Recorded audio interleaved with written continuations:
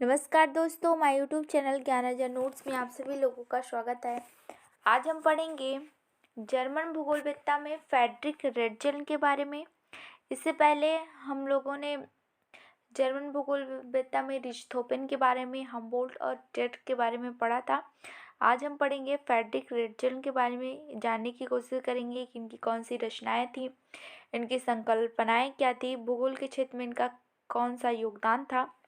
तो आइए हम पढ़ते हैं जर्मन के एक और महान भूगोलवेत्ताओं के बारे में, जिसका नाम है फ्रेडरिक रेटजल।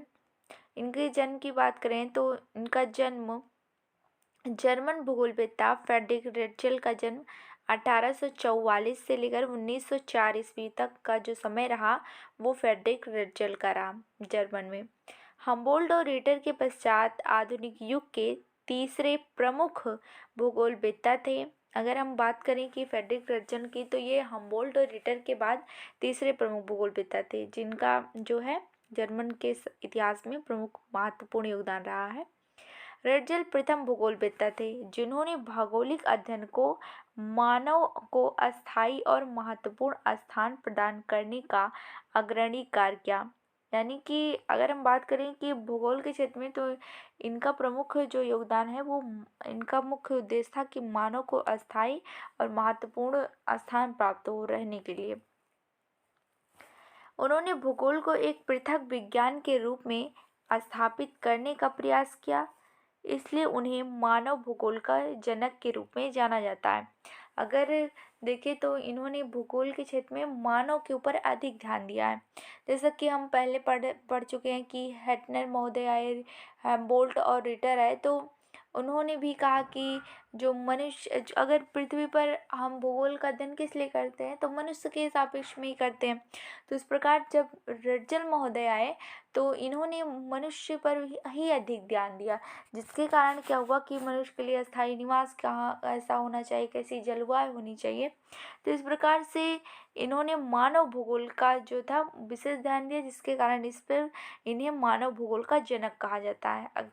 अगर पूछा जाए मानव भूगोल का जनक किसे कहा जाता है, तो मानव भूगोल का जनक रेटजल महोदय को कहा जाता है। अगर पूछा जाए आधुनिक भूगोल का संस्थापक किसे कहा जाता है, तो हमबोल्ट और रीटर को कहा जाता है। साथ साथ में हम ऐसे पढ़ते ही चलेंगे और बातों को दोहराते चलेंगे, जिससे हमें कुछ बातें याद हो जाए। जैसा कि हमने पहले पढ़ा था, तो अर्कुंडे भूगोल के लिए अर्ककुंडे शब्द किसने प्रयोग किया था, तो रेटजल, तो रीटर महोदय ने किया था।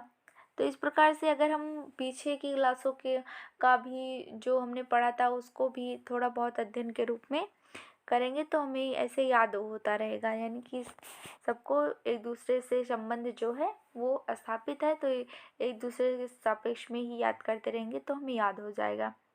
अब आइए आगे देखते हैं, जिनके जीवन परिचय के बारे में थोड़ा देख लेते हैं। फ्रेडरिक रेटजल का जन्म 1844 में जर्मन के कार्लसरूह नामक स्थान पर एक साधारण परिवार में इनका जन्म हुआ था। स्थानीय विद्यालय में प्रारंभिक शिक्षा प्राप्त करने के पश्चात उन्होंने जर्मन के कई विश्वविद्यालय में शिक्षा ग्रहण की थी।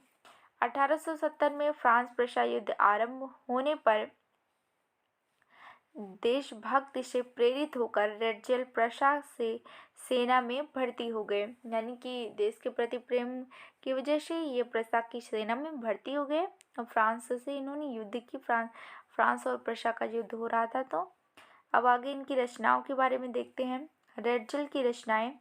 रेटजल की प्रमुख रचनाएं निम्नलिखित हैं। पहला है डार्विन के विकासवादी सिद्धांत की समालोचना। इन्होंने डार्विन के विकासवादी सिद्धांत जो दिया था, उन्होंने उसकी समालोचना की।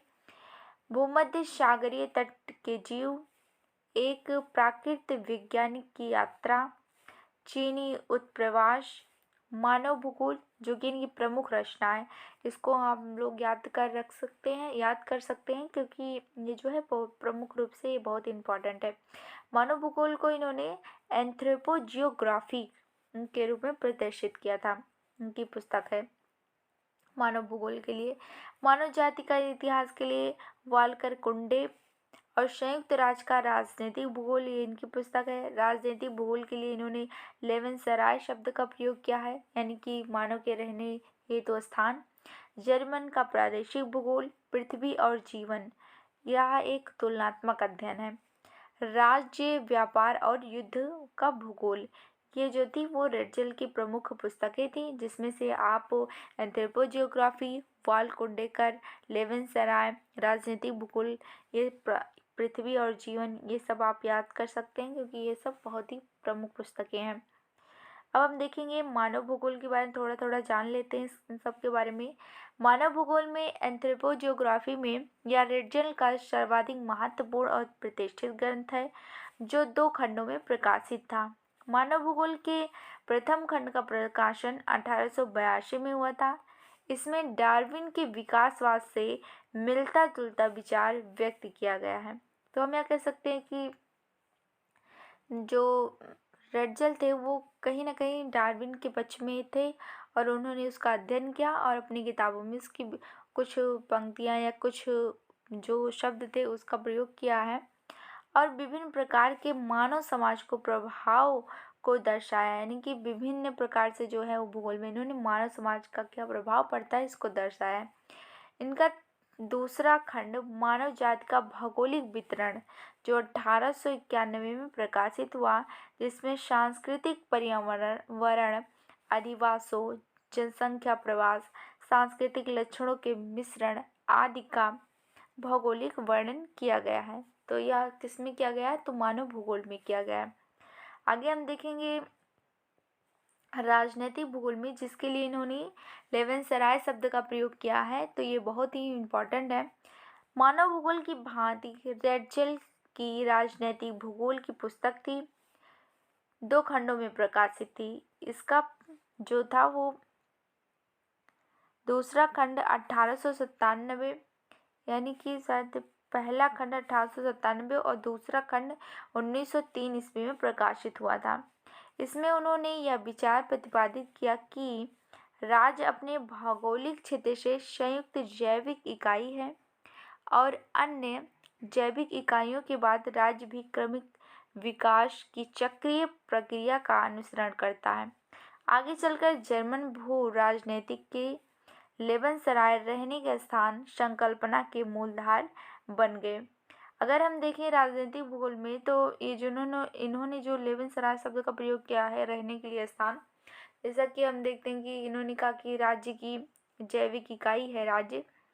जैसा कि हम देखते हैं कि गांव के परिप्रेक्ष्य में, यानी कि कोई राज्य ले लिया, जैसे एक देश हो गया, देश के अंदर राज्य है, राज्य के अंदर छोटे छोटे एक ज़िले हैं, ज़िले के अंदर छोटे छोटे ब्लॉक हैं, ब्लॉक के अंदर मंडल है, मंडल के अंदर गांव है, और छोटी छोटी झुग्गियाँ हैं, झोपड़ी बस्तियाँ हैं। तो इस प्रकार से अगर मूल इकाई देखें तो गांव है, तो इसमें इन्होंने राज्य का प्रयोग किया है। इस प्रकार से इन्होंने कहा कि जो राज्य है उसका क्रमिक जो विकास होता है वो ऐसे ही होता है। अब आगे हम देखेंगे रेडजल की विचारधारा क्या थी। रेडजल के विचारधारा के प्रमुख पक्ष निम्नलिखित हैं, इसके बारे में हम देखेंगे। पहला है नियतिवादी या पर्यावरण नियतिवाद, इन्होंने विचारधारा अपनाई थी। रेडजल ने मानव और पर्यावरण के पारस्परिक संबंधों में पर्यावरण के प्रभावों को अधिक महत्वपूर्ण बताया था, यानी कि मानव के लिए जो है वो पर्यावरण अधिक आवश्यक है। उन्होंने अपने मानव भूगोल के प्रथम खंड में डार्विन के विकासवाद की पुष्टि और यह मत व्यक्त किया था कि भौगोलिक पर्यावरण के अनुसार ही मानव समाज के इतिहास का निर्माण है। जिस प्रकार से डार्विन ने कहा था कि जब मनुष्य का विकास, जब प्राकृतिकवाद उन्होंने बताया था, डार्विन का प्राकृतिकवाद की जिस प्रकार से जिराफ क्या हुआ कि प्रकृति के साथ वो सामंजस्य नहीं स्थापित कर पाए, तो क्या हुआ, धीरे धीरे वो विलुप्त हो गए। उसी प्रकार अगर मनुष्य जो है वो प्रकृति के साथ संबंध नहीं स्थापित रख पाएगा, तो धीरे धीरे वो भी क्या होगा, विनष्ट हो जाएगा। जिसके ये डार्विन के विकासवाद की पुष्टि करते हैं। उसी प्रकार ये कहते हैं कि रेडजल की मनुष्य पर जो है वो पर्यावरण का प्रभाव पड़ता है। आगे पार्थिव एकता की बात इन्होंने भी कही। इससे पहले हम रटजल महोदय, हम्बोल्ट महोदय में देखा था कि उन्होंने पार्थिव एकता की बात कही थी। और अब आइए देखते हैं इन्होंने इन पार्थिव एकता में वही है कि मनुष्य जैविक और अजैविक रूप से एक दूसरे से संबंध स्थापित किए हुए हैं। मनुष्य, प्राकृतिक, अन्य जो भी पृथ्वी पर जो भी चीज़ हैं वो कहीं ना कहीं एक दूसरे से परस्पर संबंध स्थापित किए हुए हैं। अगर एक विनिष्ट हो जाएंगे तो सबका अंत हो सकता है। पार्थिव एकता के अंतर संबंधों के सिद्धांत में रटजल की पूर्ण आस्था थी। उन्होंने मानव भूगोल के विवेचन में पार्थिव एकता के सिद्धांत की प्रमुखता प्रदान की। वो संपूर्ण विश्व को व्यक्तिगत तत्व के रूप में नहीं बल्कि सभी तत्वों को सम्मिलित रूप में रखते थे। अगला इनका जो सिद्धांत है वो राज्य का जैविक सिद्धांत। इसमें देखते हैं कि रटजल ने अपने राजनीतिक भूगोल नामक ग्रंथ में राज्य के, यहाँ पर नामक होना चाहिए था, नामक ग्रंथ में राज्य के जैविक सिद्धांत का समर्थन किया है। उन्होंने राज्य को एक जैविक इकाई माना है। उनके मतानुसार अन्य जैविक इकाई की भांति राज्य के लिए आवश्यक है कि वह सतत प्रगतिशील बना रहे, क्योंकि ठहराव प्रकृति के नियम के विपरीत है। जैसे कि हम जानते हैं, अगर मनुष्य जीवन में अगर आप एक जगह पर रुक गए तो आप आगे कैसे बढ़ पाएंगे। जब तक आप नई नई चीज़ों की खोज नहीं करेंगे, नई नई चीज़ों के बारे में जानेंगे नहीं, तब तक आपका विकास नहीं होना चाहिए। इसलिए हमें अनेक कार्य में कार्यरत रहना चाहिए, परस्पर आगे बढ़ना चाहिए। तो इसी पर रटजल महोदय कहते हैं, और मृत्यु का पर्याय है, यानी कि जिसका जन्म हुआ उसका अंत भी होगा। अन्य जैविक इकाइयों की भांति स्वयं राजनीतिक इकाई भी आत्मरक्षा के लिए निरंतर संघर्ष में संलग्न रहती हैं। इसी के आधार पर रहने को स्थान या शरणस्थल, लेवनसराय शरणस्थल या संकल्पना का विकास हुआ है। इसी के आधार पर जो रटजल महोदय कहते हैं कि राज्य का जैविक जो इकाई है उसके संबंध में इन्होंने कहा है कि इन्होंने क्या किया कि जो जैविक इकाई है उसको राज्य का मूल इकाई माना और रहने के लिए लेवनसराय शब्द का प्रयोग किया, संकल्पनाएं इन्होंने दी। आगे इनका है सांस्कृतिक भूदृश्य की संकल्पना। ये बहुत इंपॉर्टेंट है। रटजल प्रथम भूगोलवेत्ता थे जिन्होंने सांस्कृतिक भूदृश्य की संकल्पना को स्पष्ट वैचारिक आधार प्रदान किया। वे सांस्कृतिक भूदृश्य को ऐतिहासिक भूदृश्य कहते थे।